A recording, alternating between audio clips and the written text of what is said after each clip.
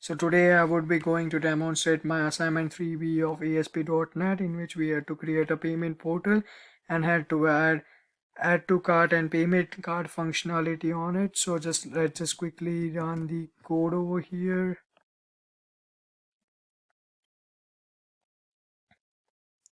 So let's just go to the choose type field, and here it would ask like how you are employed. So let's just say right now I'm a student and I want the loan for 6 months of the period.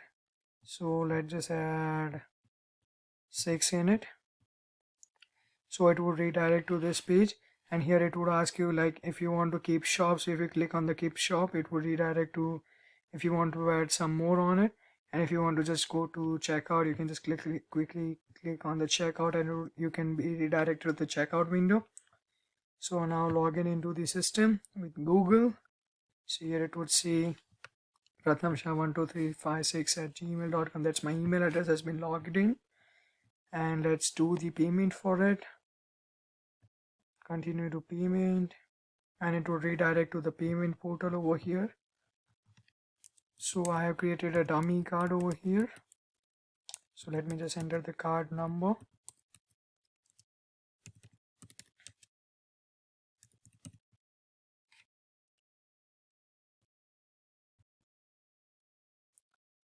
And you can see over here the payment has been successful, and it would redirect me to here.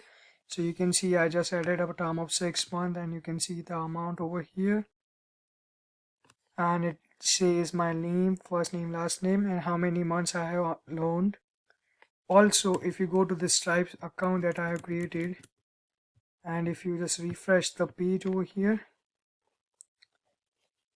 it will say over here at what time it was last edited. So I have just successfully done one payment of $13.32, and it has been succeeded. If it get declined or something, you would be shown with the decline message over here.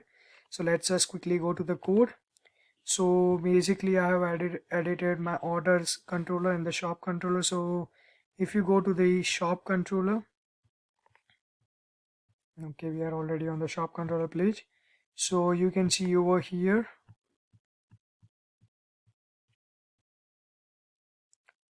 I have created a method over here. That's the add to cart method.